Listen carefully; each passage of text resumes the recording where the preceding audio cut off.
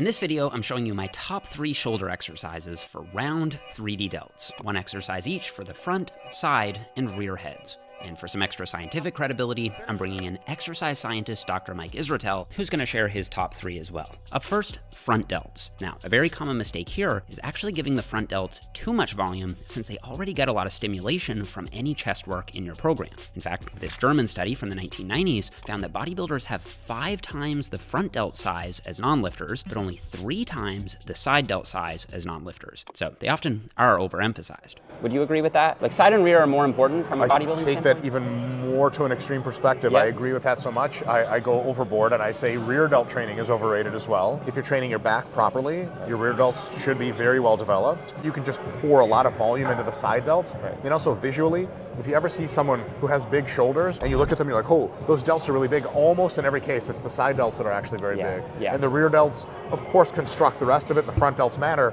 but it's side delts that really count. So I think side delt training should be 70 to 90% of delt training. Wow. So while the side delts are clearly the most important, the other 2 heads still complete the 3D look.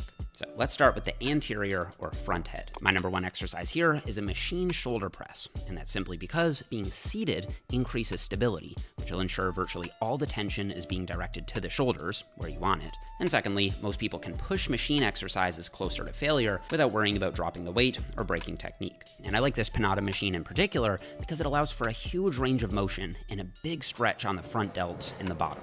So one thing I noticed training with Mike on his channel as well, he really emphasizes controlled technique and a deep stretch. And also in the stretch position, he tends to do a lot of pausing, which can be very humbling in terms of the amount of weight that you use. So that's something I actually don't typically do. I'm a little bit more of like a constant tension guy most of the time. So that's been really cool. I feel like I'll continue implementing some of that in my training. Cool. Oh, and another thing I like about this machine is that it's unilateral, meaning each shoulder is forced to work individually, which can be great for fixing any left to right shoulder imbalances. That feels really good. Doesn't it? Yeah. See? Yeah.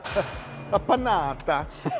Is that okay to say? I'll usually hit these for 6 to 10 reps, and of course, any decent shoulder press machine will get the job done. And if you don't have access to one, you can get a very similar effect with a seated dumbbell shoulder press, which is also unilateral and forces each shoulder to work individually. Okay, so Dr. Mike's number 1 pick for the front delts is an easy bar front raise, and he gave 2 reasons why. One of the reasons is that it gives a ton of motion to the front delts, a huge range of motion there. And also because it is an isolation exercise, and it's pretty rare to see for front delts. Most people choose a compound press, which is cool and all, but if your tricep volume is where it is, if your pecs are sore, if your shoulder joints are upset with you because you've been doing a lot of pressing, maybe the overhead press is not in the cards. If I wanted the maximum effect of something like this, I would actually do it on a free motion machine so that I could move my hand behind the plane of my body and get a huge stretch to the front delt. But a lot of people don't have access to a machine like that, and this is a fine alternative exercise. Okay. It's a similar thing. So the cues here is that you want to keep your chest up. If you cave your chest, you're not stretching your front delts as much. What you want to do is essentially, it's like a curl, except you never bend your elbows. So it just comes up all the way, nice and high.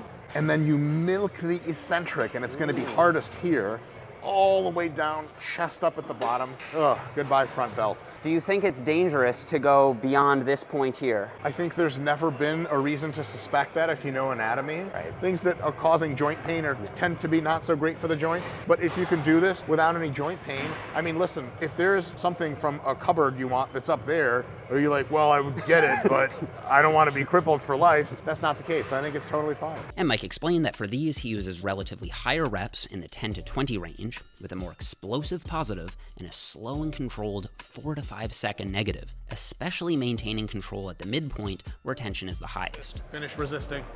Oh, wow. Very nice. Doesn't take a lot. Man, I'll say this, if people are cutting out this part, they're missing out on a lot. I would say the most effective part of this movement, generally there are some nuances here, is from 45 degrees to 135 degrees, here to here. So I can't lie, this is like the craziest front delt pump I think I've had, possibly ever. Okay, so with front delts out of the way, we're hitting the most important head for 3D delts, the side delts. So I'm gonna let you go first for side delt. What would be your number 1? There are many number 1s. You're my number 1. Or what's the number 1? Well, an exercise that I think is really top tier is what I call the super ROM lateral, super range of motion lateral. Exactly like a lateral raise, just keep going. Okay. And at any point, do I do this or this, or Nope, no, just comfy. normal? Okay. Yep. So for me, this feels natural to kind of thumbs up it a little bit. Sure. Is that okay? Thumbs up it as little as possible on the way Yeah. up. Okay. But try to keep your pinkies up, but if you run into stuff or it feels weird, you can thumbs up naturally. Doesn't feel weird? So That's you like this perfect. better? Yes. Okay. Because then it activates the side delts. Yeah, yeah, for sure. And let me just explain that very briefly. If I thumb up it, you can see that the resistance path is in line with the front delt fibers. If I do this, now the resistance is in line with the side delt fibers. If you feel pain doing this, then consider going thumbs up. It might be better. Sure. But in my case, this feels great. Great. I love it. So why not? Mike recommends doing these for moderate to higher reps in the 10 to 20 range, and once again, really emphasizes good control on the negative on each and every rep. All right, so my number one side delt exercise is a cross-body cable Y raise. Most people, when they do lateral raises, go directly out to the side. There's nothing wrong with that. The main reason I like these is the stretch you get here. If you were gonna stretch your side delt, you wouldn't just hold it here. You're not getting a ton of stretch here. If you pull it across your body, now you have more stretch on the delt. Also, most people think of the shoulders as having 3 distinct heads, the front, side, and rear, but anatomy research shows there are more like 7 deltoid compartments, each having unique muscle fibers that fan out in slightly different directions. So hitting the delts from slightly different angles is more likely to make sure that all the fibers get hit evenly. And here's how I do that. I position my torso so that I feel that stretch come in on my side delt, and then I'll sweep the weight out and back, almost as if drawing and flicking a sword. So we feel the nice stretch, and then we're up, out, and back. Beautiful control, Jeff. That's awesome. Okay, nice. Next, let's take a look at our top 2 exercises for the posterior head. Mike's number 1 pick here is a Super ROM reverse cable fly. I've actually never done them the way he coaches them, so I picked up on some really great cues. A couple of really important cues here. First, you want to go past your hand connection. Yep, just like that. People say, well, wouldn't that create asymmetries? Totally. But you just, every other set, what you're gonna do is you're gonna switch your hands, which one goes up the bottom. And a big thing is you want generally to keep your elbows locked out so that you can make sure it's all real delts. You will not be able to use as much load that way, but minimizing the load while maximizing muscle involvement is a really good thing. And here's a big one. Further back, Jeff, go ahead and pull all the way back. Yes. And here we get a peak contraction to the muscle. You can feel the burn accumulating while you do it, and then slowly peel that muscle out on the way back. So it's a really good thing to really crunch at the top. It won't cost you a ton of reps because it's easy there, but you'll connect to that rear delt. Typically I would stop about here probably, but now I'm going to here. Yeah. And that extra bit Yeah. makes it way harder. Here's the best part. They actually start to accumulate metabolites. They hurt more and more in that position. You take that pain and you go, okay, I know exactly where my rear delts are because they hurt there. And then I slowly arc out and it's madness and I hate it, and then it stretches like crazy. And then the whole thing starts again. That's right. And my top pick for the rear delts is the reverse pec deck, and honestly, Dr. Mike gave me the single best cue I've ever heard for this exercise. Here, the cue will massively reduce how much you're lifting, but will hit that target muscle better. For a good real delt training, you want to reach forward really far. Also, you'll notice it pre-stretches the rear delts. You're not pulling, you're arcing out to try to paintbrush as far of a distance as you possibly can. Punch forward.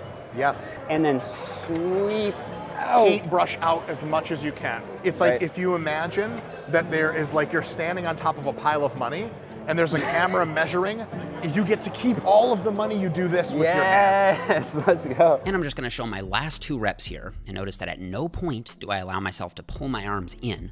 I'm sweeping my arms out and painting as much of the floor as I can on each and every rep. And then as if you're gonna do another. One thing since I've been training with Mike a little bit that I've heard you say quite a bit is as if you're gonna do another. I really like that cue because it forces you to be intentional with that last negative. Yes. Do it as if you're gonna do another one, so you're controlling. Pause, now you're done. And then let go. And that last negative may be one of the most muscle growth promoting portions of any rep you will ever do in any set. So why skip that? A lot of guys go all the way up and then go, ugh, and it's like, oh, you went so good.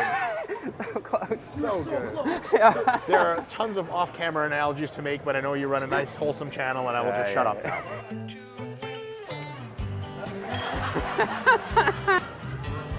Who are you? Are you the powered by ice cream fella?